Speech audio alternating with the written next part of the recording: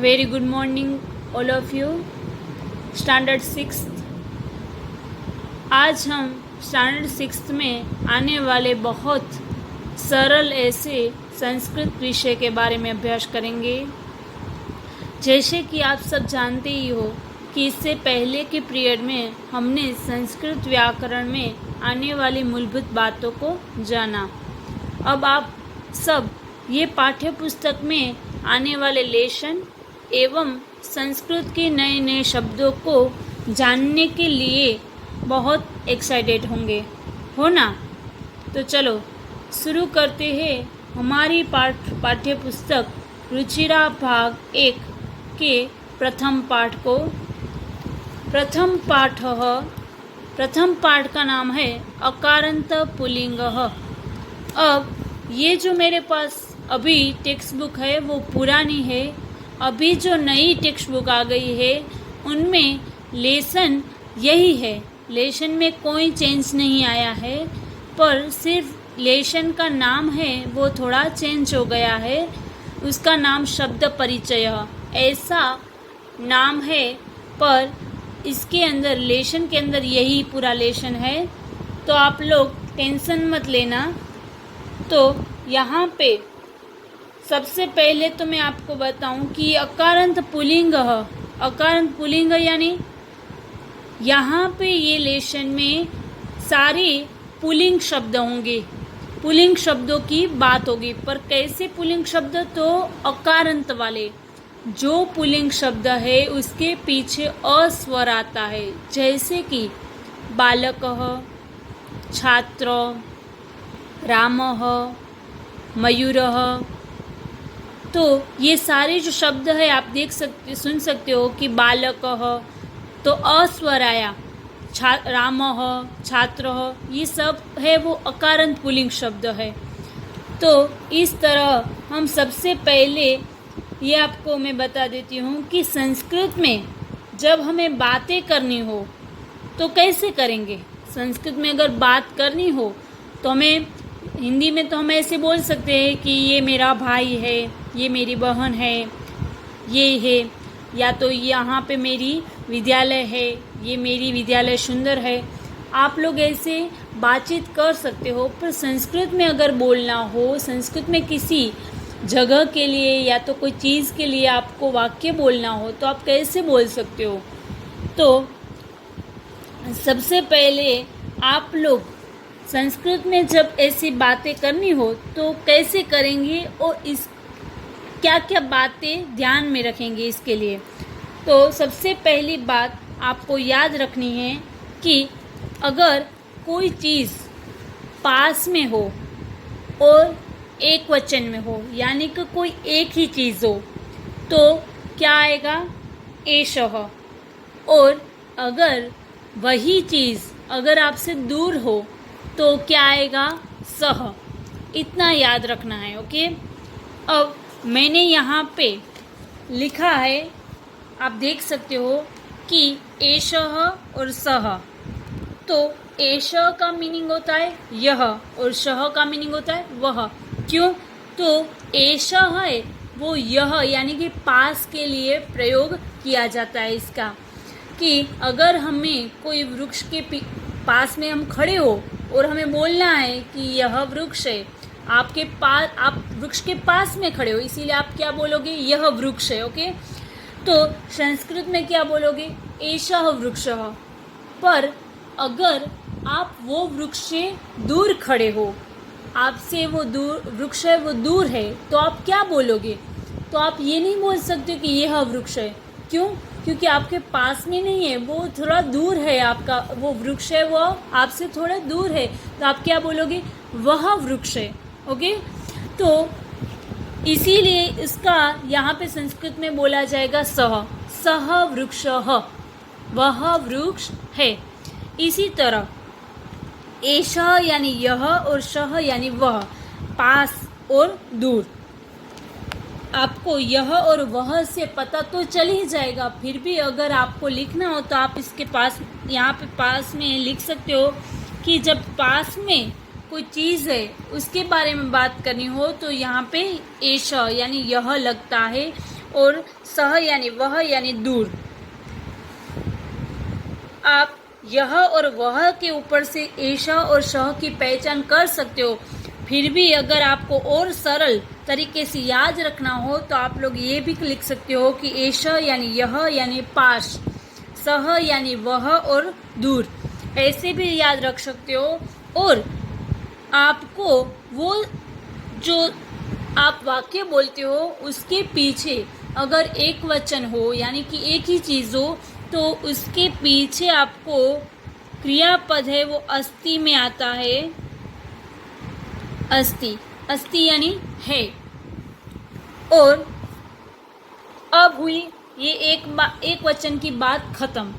अब क्या आएगा तो द्विवचन। द्विवचन यानी मैंने आपको पहले पीरियड में ही जब व्याकरण की मूलभूत बातें बताई थी तब मैंने आप लोगों को वचन, लिंग ये सब आपको लिखवाया था।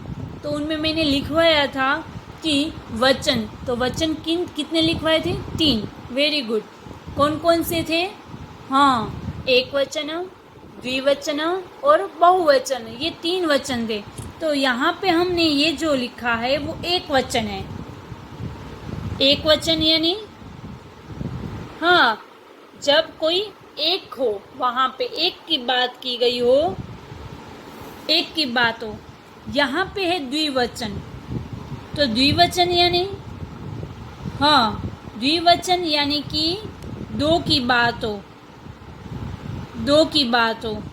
यहाँ पे एक की बात हो, यहाँ पे 2 की बात हो तो उसको द्विवचन कहते हैं। अगर वहाँ पे 3 हो, 2 ना हो और 3 हो, या तो 3 से ज़्यादा भी कोई चीज़ हो या तो कोई व्यक्ति हो तो उसको बहुवचन कहते हैं। तो यहाँ पे होगा बहुवचन। बहुवचन यानी 3 या 3 से ज़्यादा हो, 4, 5, 6 कितने भी हो, फिर वो बहुवचन में ही आता है। ऐसा नहीं है कि 3 है तो बहुवचन और 5 है तो फिर उसके लिए अलग वचन हो गया, या तो 10 है तो उसके लिए अलग वचन हो गया। नहीं, 3 से ज़्यादा जब भी कब कोई भी चीज़ हो या तो कोई व्यक्ति हो तब बहुवचन में वो आता है। इतनी बात आपको समझ में आ गई।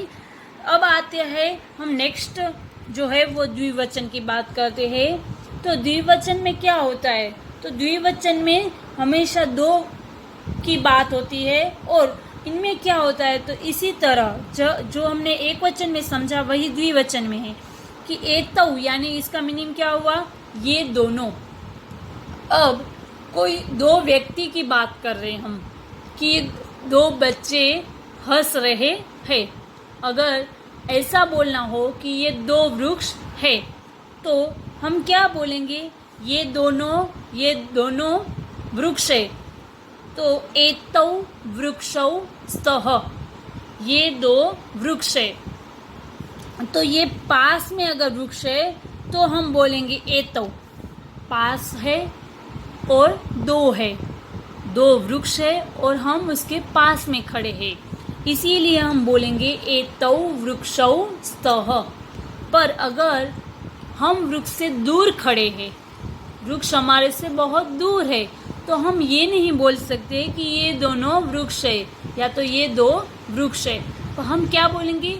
वे 2 वृक्ष है। तो इसके लिए संस्कृत में क्या बोलेंगे?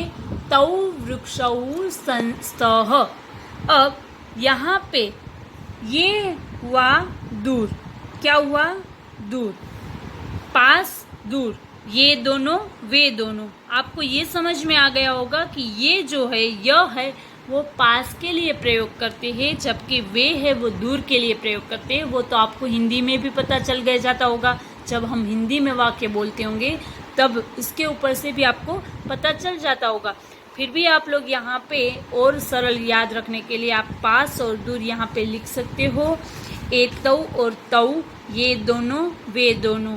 और इसके पीछे अगर क्रियापद लगानी है तो यहाँ पे हम इसके पीछे क्रियापद है वो स्तः लगा सकते हैं। स्तः का मीनिंग भी है आएगा कि ये 2 वृक्ष है, तो क्या आएगा?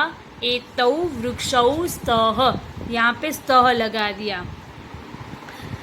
तो अब ये जो द्विवचन है वो भी हमने समझ लिया। अब क्या आएगा, तो बहुवचन।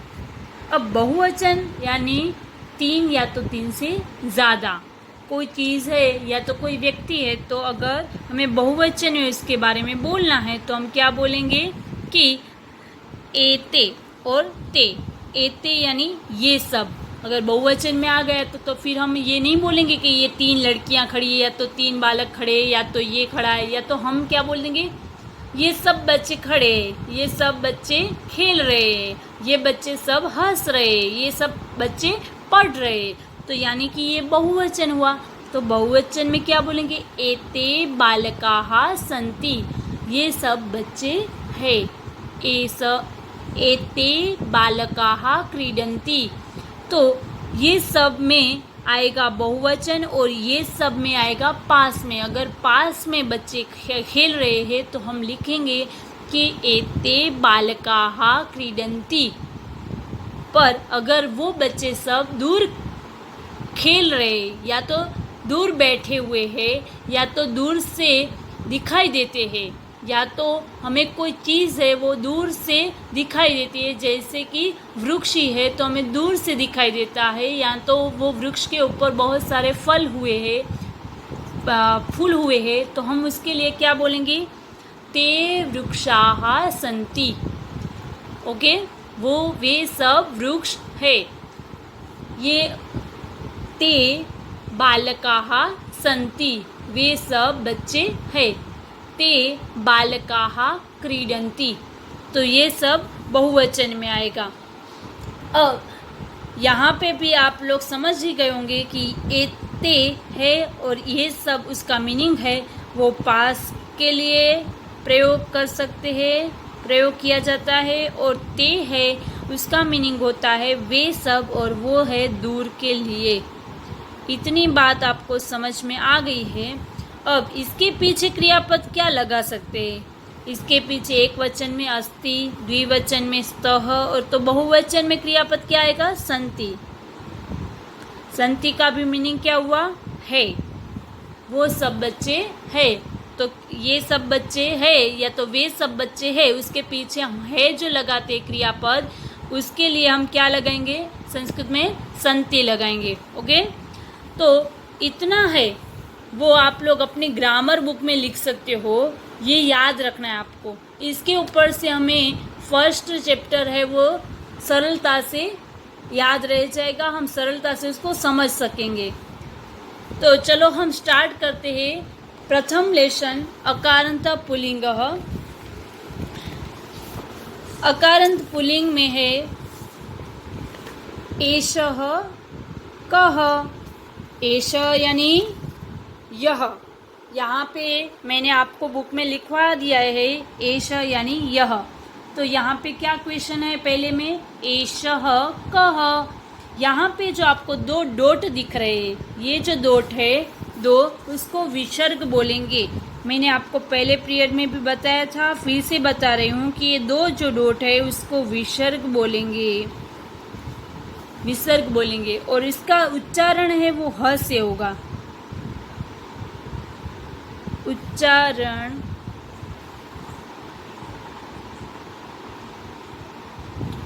ये जो उच्चारण है उसका वो ह से होगा। ह है वो हलंत है, यानी उसके नीचे ये डेस दिखाई देती है आपको, यानी आधा। तो ये विसर्ग जो यहाँ पे लगा है तो उसका उच्चारण हम ह करेंगे। तो एषः कः, यह क्या है, कः का मीनिंग क्या है, क्या। एषः कः, यह क्या है। यहाँ पे सामने आपको पिक्चर भी दिखाई देता है, तो इसकी बात यहाँ पे की है। तो यहाँ पे सेकंड लाइन है एषः चषकः, यानी क्या हुआ, एष यानी यह, चषक यानी गिलास। आपको ये दिखाई देता है कि ये गिलास है, यहाँ पे लिखा है एषः चषकः, यानी यह गिलास है। आप देख सकते हो कि ये पास में है, ये जो है वो इसके पास है, यानी कि यहाँ पे एष लगाया, यानी कि यह लगाया है। किम एषः बृहत्, तो यहाँ पे किम है, किम यानी क्या, क्या। एष यानी यह, वेरी गुड। बृहत यानी बड़ा। किम एष बृहत, क्या यह बड़ा है? क्वेश्चन मार्क है, यहाँ पे क्वेश्चन किया है कि ये गिलास है वो क्या बड़ा है? लास्ट लाइन में लिखा है न एषः लघुः, यानी कि न यानी संस्कृत में क्या होता है? नहीं। इसका मीनिंग क्या होता है? नहीं। न का मीनिंग होता है नहीं। और आम यानी हा। हा अगर बोलना हो तो संस्कृत में आम बोला जाता है। यानी कि न एषः लघुः, यानी नहीं यह लघु है। लघु यानी छोटा, नहीं यह छोटा है। यहाँ पे आप देख सकते हो कि ये गिलास है वो बिल्कुल छोटा है, बड़ा नहीं है। इसीलिए यहाँ पे लिखा है कि एषः लघुः, यानी यह छोटा है। ऐसे ही ये चारों सेंटेंस है वो इसके लिए इससे ये अंतर्गत है। तो हमने यहाँ पे देख लिया कि एष कः, एष चषक, किम एष बृहत, न एष लघु। इसका अनुवाद भी समझ लिया। वैसे ही ये एक वचन में है, इसीलिए यहाँ पे एष है। मैंने आपको बुक में लिखवा ही दिया है कि एक वचन हो तो एष लगेगा। अगर वही एक वचन अगर दूर हो, दूर वो खड़ा है और एक वचन में है तो उसके लिए सह का प्रयोग होगा। तो यहाँ पे आप नीचे देख ही सकते हो कि यहाँ पे स का प्रयोग किया है और वो दूर है। तो शह कह, सह यानी वह, कह यानी कौन, सह कह वह कौन है, सह शौचिकः, वह शौचिकः, या शौचिकः यानी दर्जी, टेलर, वह दर्जी है।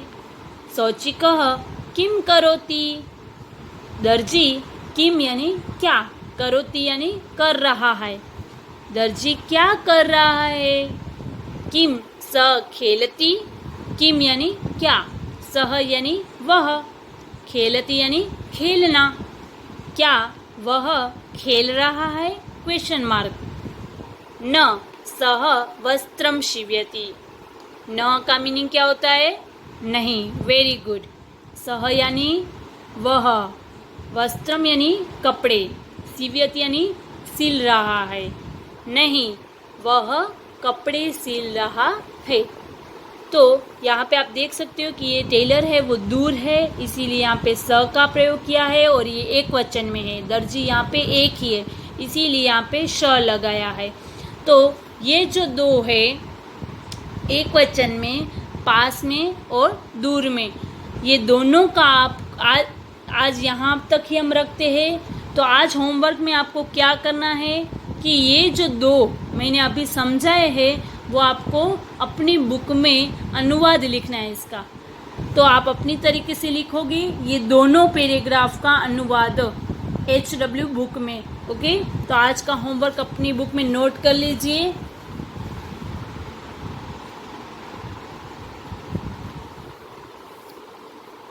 प्रथमः पाठः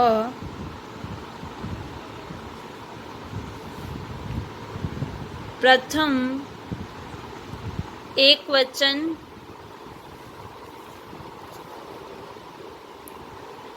द्वितीयः एक वचन, अनुवादनम लिखत। ये आज का होमवर्क है, वो आप लोग अपनी बुक में नोट कर लीजिए। ये आपको अपनी HW बुक में लिखना है। Thank you.